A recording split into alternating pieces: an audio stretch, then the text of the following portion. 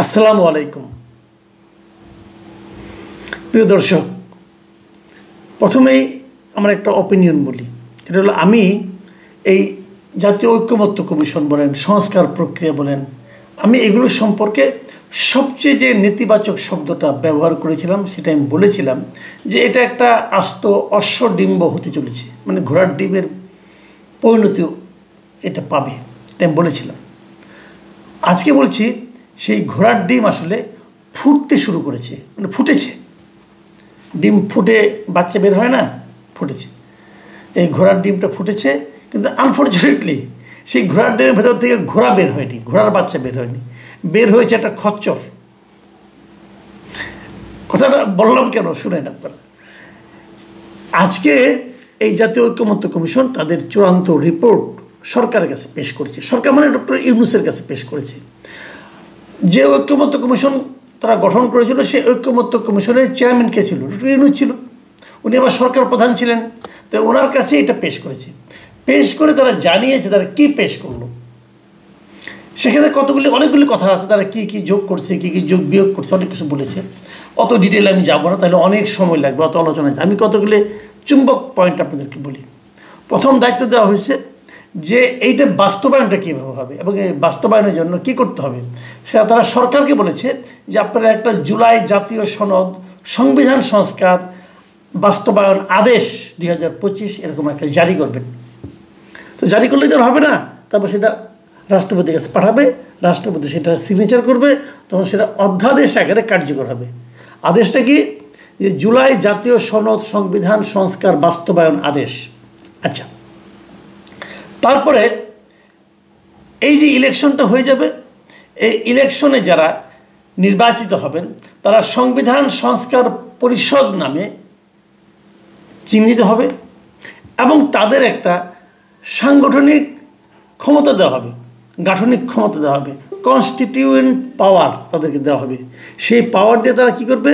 তারা জুলাই সনদ অনুযায়ী যে সমস্ত কথা বলা হয়েছে যে সংবিধানকে এভাবে সংশোধন করতে হবে, সংবিধানে এই ধারা বাদ যাবে, এই ধারা যুক্ত হবে, এই যে মানে জুলাই সনদের মধ্যে আছে, এই সবগুলি তারা বাস্তবায়ন করবে। কে করবে? এই যারা ইলেক্টেড হবে এমপি, তারা যাদের নতুন নাম হবে সংবিধান সংস্কার পরিষদ। এই সংবিধান সংস্কার পরিষদ এই কাজটা 270 দিনের মধ্যে তারা বাস্তবায়ন করবে।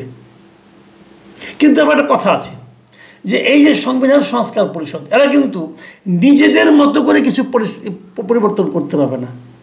নিজেদের ইচ্ছা অনুযায়ী, নিজেদের চাহিদা অনুযায়ী, নিজেদের আলোচনা অনুযায়ী তারা কিন্তু কোনো কিছু পরিবর্তন করতে পারবে না। এই জুলাই সনদে যেটা দেওয়া আছে সেটাই বাস্তবায়ন করতে হবে, এর বাইরে তারা কিছু করতে পারবে না। ভাই আমি হাসতেছি এই কারণে, মানে এদের ছেলে মানুষের কণ্ড কারখানা দেখে আসলে হাসি থামাতে পারছি না। আমি কতগুলি এনজিওর প্রতিনিধি, এই বদির আলম মজুমদার এনজিও করে ভাই, হ্যাঁ, এই ডক্টর আলী রিয়াজ আমেরিকার একটা ইউনিভার্সিটির টিচার, সে এখানে আসছে। মনির হায়দার বাংলাদেশে সাংবাদিক ছিল, আমেরিকায় চলে গেছে। লোকগুলি তো এরা মিলে একটা নিয়ম কানুন করবে, সেটা মানবে কে? ওই জনগণ যাদেরকে নির্বাচিত করবে, নির্বাচিত করবে দেশ পরিচালনার জন্য, যারা জনগণের প্রতিনিধি, তারা এদের এই করে দেওয়া কাজের বাইরে যাইতে পারবে না।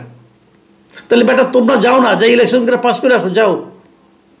এই যে লোকগুলির নাম বললাম, এরা বাংলাদেশের যে কোনো একটা আসন থেকে যদি ইলেকশন করে তাদের জামানত পর্যাপ্ত না হয়, তাহলে আপনি আমাকে বলেন যে সমস্ত ব্যক্তির জনগণের কাছ থেকে জামানত রক্ষা করার ক্ষমতা নাই, তারা সিদ্ধান্ত নিচ্ছে এই যেগুলি করে যাচ্ছে এইটাই তোমাকে পালন করতে হবে, এইটাই বাস্তবায়ন করতে হবে, এর বাইরে তুমি যেতে পারবে না। কাকে বলতেছে? যারা জনগণের প্রতিনিধি তাদেরকে বলতেছে। কি হবে? মানে অধ্যত্বের একটা সীমা আছে। এই জন্য আমি বলেছি যে ছিল ঘোড়ার ডিম, এখন ওখান থেকে বাইরে এসে একটা খচ্চরের বাচ্চা হয়েছেটা কি বলেন? এটা তারা এভাবে বলতে পারে? একটা জাতীয় সংসদের নির্বাচিত সদস্যদেরকে তারা এইভাবে বলে দিতে পারে তোমরা এটাই করতে হবে?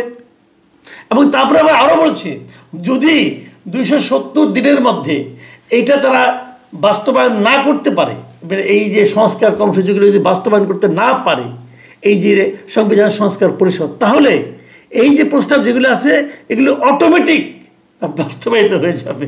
অটোমেটিক, মানে পাগলামির একটা সীমা থাকা দরকার। তাহলে অটো ওই পর্যন্ত নেওয়ার দরকার কি? এখন বলে দিলেই হয় আমরা যেটা করছি এটি আইন, জনগণ আপনাদেরকে প্রশ্নও করবে না আপনারা কারা। থাইকেন ওই পর্যন্ত, আপনাদের প্রতি অনুরোধ, আলিয়া সাহেবের প্রতি অনুরোধ, আপনি থাইকেন ওই পর্যন্ত, দেখেন আপনি এটা কী পরিণতি হয়। তখন তো থাকবেন না, দুদিন পথে আমেরিকা চলে যাবেন। যাও, এখন এইগুলি হচ্ছে। এখন এইগুলি হওয়ার পর শেষ পর্যন্ত কি হবে? যেমন আমি আমি আমি দু একটা জায়গায় একটু পড়া শোনাই আপনাদেরকে, আমার হাসি লাগতেছে এখানে, যে যে জাতীয় সংসদ যেটা হবে, যে জুলাই সনদ অনুযায়ী সংবিধান সংস্কার পরিষদকে সংবিধানে পরিবর্তন আনতে হবে, যে কথা আমি বললাম। সেক্ষেত্রে চাইলেও আগামী জাতীয় সংসদ তাদের ইচ্ছে মতো সংবিধানে পরিবর্তন, পরিবর্ধন, পরিমার্জন, সংযোজন, বিয়োজন করতে পারবে না। তারা কেউ কিছু করতে পারবে না। সমস্ত ক্ষমতা আলী রিয়াজের হাতে, যা বলে দিয়ে গেছে এটাই করতে হবে। এটার ব্যাপারে ওখানে বিএনপির একজন প্রতিনিধি, বিএনপির স্থায়ী কমিটির সদস্য মিস্টার সালাউদ্দিন আহমেদ সাহেব ছিলেন, এবং সালাউদ্দিন আহমেদ সাহেব ওই মিটিং থেকে বের হয়ে এসে খুব ফান করেছেন, কৌতুক করেছেন এদেরকে নিয়ে। এদের বোঝার ক্ষমতা আছে কিনা আমি জানি না। তিনি বলেছেন কি যে আমি এই জাতীয় ঐক্যমত্য কমিশনকে ধন্যবাদ দিতে চাই দুটো কারণে। এক নম্বর কারণ হলো যে তারা তাদের এই প্রক্রিয়া বা কার্যক্রমকে সমাপ্ত করতে পেরেছেন। মানে কি, এটা সমাপ্ত হতো না, ওনার ধারণা ছিল এটা বোধহয় অনন্তকাল ধরে চলবে, কিন্তু না, তারা এটা শেষ করতে পেরেছেন।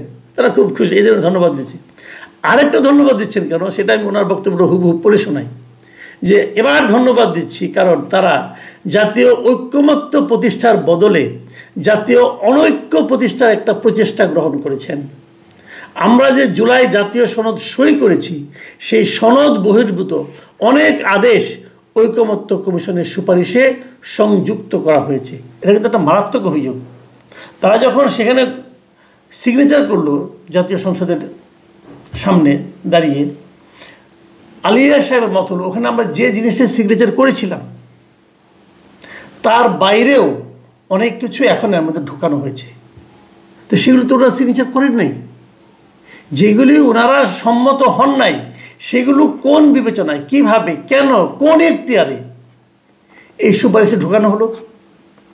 আলিয়া সাহেবকে তো জবাব দিতে পারবেন? এটা কি তার স্কুলের খাতা নাকি যেমনি ইচ্ছে আপনি দেখে দিবেন? ভাই, এই দেশের ভবিষ্যৎ আপনারা নির্ধারণ করবেন না, এই দেশের জনগণ নির্ধারণ করবে। জনগণের নির্ধারণ কি করলো সেটা জনগণের প্রতিনিধিরা বলবে, আপনারা বলবেন না। এই জিনিসটা বোঝার মতো বুদ্ধি আপনাদের মাথার মধ্যে যে নাই, এটা আমরা বুঝতে পারিনি। এবং ওই যে বললাম না যে 270 দিনের মধ্যে যদি এই কমিশনের এই সুপারিশ বাস্তবায়ন না করা হয় তাহলে স্বয়ংক্রিয়ভাবে আইনে পরিণত হবে।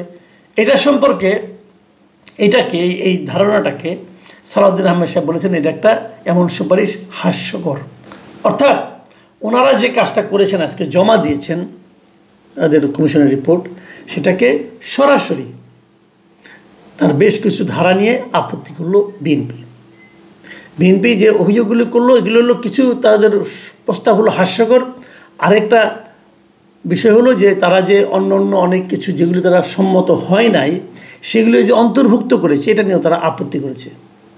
সবচেয়ে বড় যে প্রশ্নটা আছে সেই প্রশ্নটা হলো গণভোট তারা করতে যাচ্ছে এগুলোর পক্ষে, এই জুলাই সনদের পক্ষে। এবং সেখানে একটা প্রশ্ন কিন্তু সাংবাদিকটা করেছিল, যদি গণভোটে আপনাদের পড়া, যদি গণভোটে যদি না ভোট বিজয়ী হয়, যদি গণভোটে বলা হয় যে জাতীয় ঐক্যমত্য কমিশনের এই জুলাই সনদ বাস্তবায়ন দরকার নেই, তাহলে কি হবে?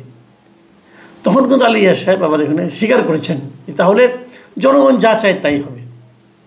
আমরা বরং অপেক্ষা করি কি হয় সামনে, গণভোট হয় নাকি অটো ওনাদের দেওয়া সিদ্ধান্তগুলি বাস্তবায়ন হয়ে যায়, সংবিধান পরিবর্তন হয়ে যায়। প্রিয় দর্শক, আমার ধারণা এই ভদ্রলোকরা বিদেশ থেকে এসেছিলেন, ভেবেছিলেন যেভাবে যা বলবেন সেভাবে তা হয়ে যাবে। কিন্তু এদেশের জনগণ তাদের মতো এরকম বুকিশ ব্যক্তিদের, মানে বই পড়ে যে জ্ঞান, যে জ্ঞানের মধ্যে বাস্তবতার সঙ্গে কোনো সম্পর্ক নাই, এরকম জ্ঞান যে অনেক আগেই প্রত্যাখ্যান করার সক্ষমতা রাখে, আমার ধারণা এবার ওনারা সেটা টের পেয়ে যাচ্ছেন।